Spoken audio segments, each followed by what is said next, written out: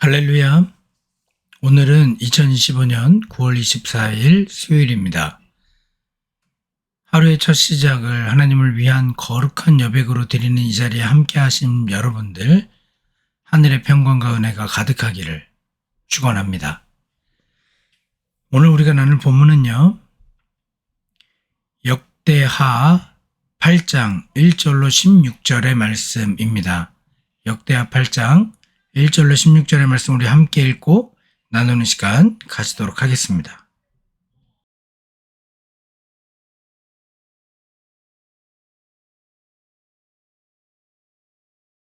제8장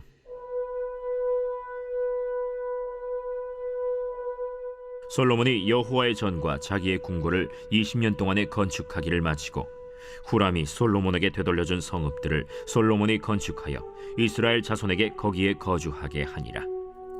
솔로몬이 가서 하맛소바를 쳐서 점령하고 또 광야에서 다드모를 건축하고 하맛에서 모든 국구성들을 건축하고 또 윗벳호론과 아랫벳호론을 건축하되 성벽과 문과 문 빗장이 있게 하여 견고한 성읍으로 만들고 또 바알랏과 자기에게 있는 모든 국구성들과 모든 병거성들과 마병의 성들을 건축하고 솔로몬이 또 예루살렘과 레바논과 그가 다스리는 온 땅에 건축하고자 하던 것을 다 건축하니라. 이스라엘이 아닌 헷 족속과 아모리 족속과 브리스 족속과 히위 족속과 여부스 족속에 남아있는 모든 자 곧 이스라엘 자손이 다 멸하지 않았으므로 그 땅에 남아있는 그들의 자손들을 솔로몬이 역군으로 삼아 오늘에 이르렀으되 오직 이스라엘 자손은 솔로몬이 노예로 삼아 이 일을 시키지 아니하였으니 그들은 군사와 지휘관의 우두머리들과 그의 병거와 마병의 지휘관들이 됨이라. 솔로몬 왕의 공장을 감독하는 자들이 250명이라. 그들이 백성을 다스렸더라. 솔로몬이 바로의 딸을 데리고 다윗 성에서부터 그를 위하여 건축한 왕궁에 이르러 이르되 내 아내가 이스라엘 왕 다윗의 왕궁에 살지 못하리니 이는 여호와의 궤가 이른 곳은 다 거룩함이니라. 솔로몬이 낭실 앞에 쌓은 여호와의 제단 위에 여호와께 번제를 드리되 모세의 명령을 따라 매일의 일과대로 안식일과 초하루와 정한 절기 곧 1년의 세 절기 무교절과 칠칠절과 초막절에 드렸더라.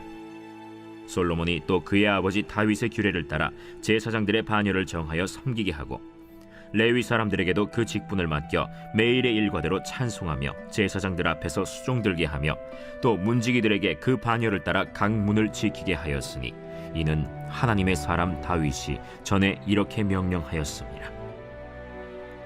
제사장들과 레위 사람들이 국고 일에든지 무슨 일에든지 왕이 명령한 바를 전혀 어기지 아니하였더라.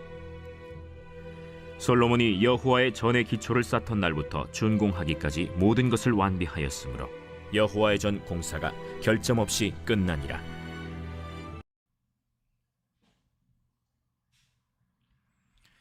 어제 우리는 솔로몬의 간절한 기도에 하늘에서 내리는 불로 하나님께서 응답하시고 성전에 가득한 영광으로 임재하셨던 그 하나님을 묵상했습니다. 이 응답 속에는 이곳에서 하는 기도에 내가 눈을 들고 귀를 기울이니 라는 놀라운 은혜의 약속이 있었지만 동시에 너희가 만일 돌아서서 내 율례와 명령을 버리면 이 성전을 내 앞에서 버리겠다는 두려운 경고의 말씀도 함께 있었음을 나눴습니다. 그렇다면 이처럼 위대한 헌신의 순간과 하나님의 영광스러운 응답을 경험한 솔로몬은 이제 어떤 삶을 살았을까? 위대한 사역의 완성은 종종 영적인 긴장이 풀리는 위험한 순간이 되기도 합니다. 과연 솔로몬은 그 영광의 감격을 삶의 구체적인 순종으로 어떻게 이어갔을까요? 오늘 본문은 바로 그 질문에 대한 답을 우리에게 보여줍니다. 솔로몬은 외적인 국방과 행정을 튼튼히 세우는 동시에 그 모든 것의 중심에 하나님을 향한 예배의 질서를 견고하게 세워나갑니다. 건물을 짓는 것으로 사명이 끝난 것이 아니라 그 안에서 드려지는 예배와 삶의 질서를 바로 세우는 것이 진정한 시작임을 그는 알았던 것입니다. 오늘 이 솔로몬의 모습을 통해 우리의 분주한 삶 속에서도 과연 하나님을 위한 거룩한 공간, 그분을 위한 여백이 있는지 깊이 돌아보기를 원합니다. 그 여백은 단순히 남는 시간이 아니라 의도적으로 구별하여 드리는 마음의 중심입니다. 그 중심에서부터 삶의 모든 영역에 예배의 질서가 회복되는 놀라운 은혜를 경험하는 이 새벽이 되기를 간절히 소망합니다. 오늘 본문 1절을 보시면 솔로몬이 여호와의 전과 자기의 궁궐을 20년 동안에 건축하기를 마치고 라는 말씀으로 시작하여서 또 16절에서 여호와의 전 공사가 결점 없이 끝나니라는 선언으로 마무리됨을 보게 되어집니다. 20년이라는 긴 세월의 무게를 한번 잠시 묵상해 보십시오. 한 세대가 변할 수 있는 시간이며 한 사람의 인생에서 가장 왕성한 시기가 담긴 시간입니다. 이 기나긴 대역사가 마침내 완성된 것은 단순히 솔로몬의 뛰어난 리더십이나 한나라의 영향이 총동원된 결과물이 아니었습니다. 그 이면에는 훨씬 더 위대한 이야기가 흐르고 있는 것입니다. 그것은 바로 한 세대 전에 그의 아버지 다윗에게 주어졌던 하나님의 약속이 시간을 뛰어넘어 아들의 시대를 통해 마침내 눈앞에 이루어진 장엄한 언약 성취의 순간이었다 할 것입니다. 이런 하나님의 신실하심은 구속사의 거대한 흐름 속에서 계속해서 반복되어 온 패턴이었습니다. 하나님께서는 일찍이 아브라함에게 하늘의 별과 같이 셀 수 없이 많은 자손을 약속하셨고 그 약속은 척박한 현실과 기나긴 기다림을 넘어 수백 년이 지나 이스라엘이라는 거대한 민족 공동체로 성취되었습니다. 마찬가지로 비비린내 나는 전쟁 속에서 평생을 보낸 다윗에게 그의 아들 때에 평화가 주어지고 그 아들이 성전을 건축할 것이라 약속이 주어졌으며 그리고 오늘 본문은 그 약속이 한치의 오차도 없이 바로 이 순간 솔로몬을 통해 이루어졌음을 증언하고 있는 것입니다. 인간의 기억은 희미해지고 우리의 결심은 상황에 따라 쉽게 흔들립니다. 하지만 우리 하나님은 어제나 오늘이나 영원토록 동일하시고 신실하신 분입니다. 한 번 하신 말씀은 반드시 지키시고 아무리 오랜 시간이 걸려 우리 눈에 더디게 보여도 결코 그 뜻을 포기하지 아니하신다는 겁니다. 바로 그 하나님의 약속을 굳게 믿고 때로는 이해할 수 없는 시간 속에서도 인내하며 기다리고 그 말씀에 순종하며 따르는 삶 속에 마침내 약속이 이루어지는 성취의 기쁨과 그 약속을 온몸으로 누리는 감격이 기다리고 있음을 우리 이 새벽 믿을 수 있게 되길 바랍니다.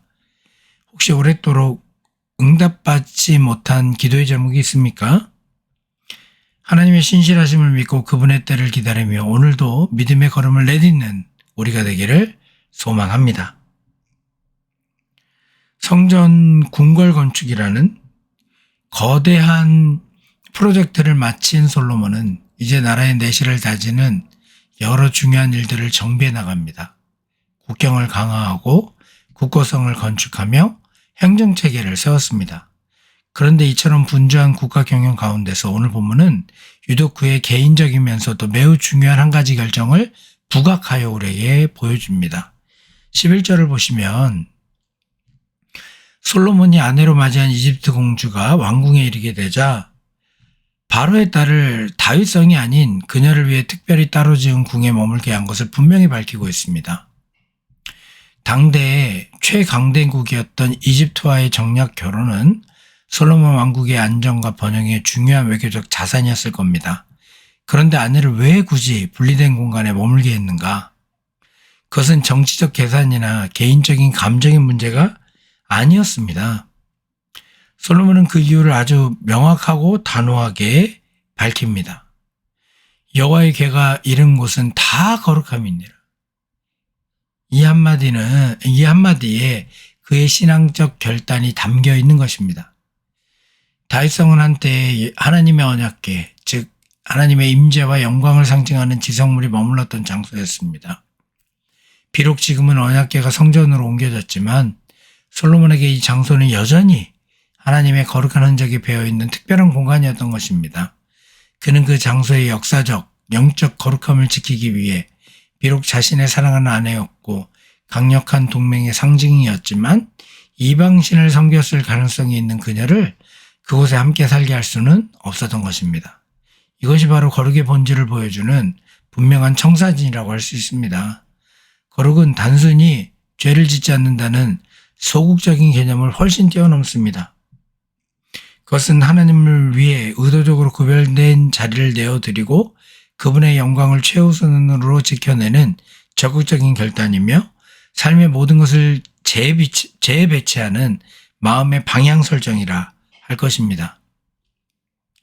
솔로몬의 결정은 자신의 편이나 세상적인 관계보다 하나님의 거룩을 더 중요하게 여겼다는 선언과도 같습니다. 이 새벽 우리에게 스스로에게 질문해 봤으면 좋겠습니다. 우리의 삶은 어떠합니까? 혹시 내 마음의 가장 깊은 중심, 하나님만이 좌정하셔야 할 그 거룩한 자리를 세상의 염려와 내일의 계획과 채워지지 않는 욕심과 얽히고 섞인 인간관계 혹은 손에도 놓지 못하는 스마트폰과 같은 것들에게 내어주고 있지는 않습니까? 거룩은 세상을 완전히 등지고 산속으로 들어가는 금욕주의가 아닙니다.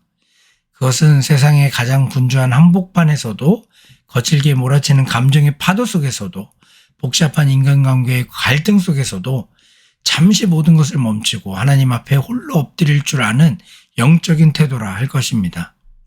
오늘 우리 안에 이미 희미해져 꺼져가던 작은 등불 하나를 다시 켜는 심정으로 주님을 위한 거룩한 여백, 그 누구도 침범할 수 없는 고요한 지성소를 다시 마련하는 저와 여러분이 되기를 간절히 소망합니다. 솔로몬의 진정한 위대함은 눈에 보이는 거대한 건축물을 세운 것에만 머물지 않았습니다. 그는 껍데기가 아닌 알맹이, 그러니까 하드웨어가 아닌 소프트웨어의 중요성을 알았습니다. 그는 건물을 세우는 사역을 마친 후 더 본질적인 사역, 즉 그 안에서 드려질 예배의 영적 질서를 회복하는 일에 자신의 모든 지혜와 힘을 쏟았던 것입니다. 12절부터 16절까지의 기록은 그가 얼마나 세밀하게 이 일에 헌신했는지를 보여줍니다. 그는 단순히 제사를 제기한 것이 아니라 모세가 시내산에서 받았던 율법과 아버지 다윗이 평생에 걸쳐 정립한 규례를 따라 제사장과 레위인들을 각자의 역할과 책임에 맞게 제자리에 세웠음을 보게 됩니다. 14절의 말씀을 제가 다시 한번 읽어드립니다. 솔로몬이 또 그의 아버지 다윗의 규례를 따라 제사장의 반열을 정하여 섬기게 하고 레위 사람들에게도 그 직분을 맡겨 매일의 일과대로 찬송하며 제사장들 앞에서 수종 들게 하며 또 문지기들에게 그 반열을 따라 강문을 지키게 하였으니 이는 하나님의 사람 다윗이 전에 이렇게 명령하였습니다. 매일 드리는 번제, 안식일과 월삭의 제사, 그리고 1년의 새 절기에 이르기까지 하나님의 시간표에 따라 예배가 끊이지 않도록 온전히 드려지도록 질서를 회복시켰던 것입니다. 이것은 새로운 것을 만드는 창조가 아니라 하나님의 신실한 말씀으로 돌아가는 회복의 사역이었다 할 것입니다. 솔로몬은 본능적으로 알았습니다. 금으로 뒤덮은 웅장하고 화려한 성전이라도 그 공간을 채우는 하나님을 향한 신실한 예배와 찬양이 없다면 그저 차갑고 텅 빈 건물에 불과하다는 사실을 분명하게 알았던 것입니다.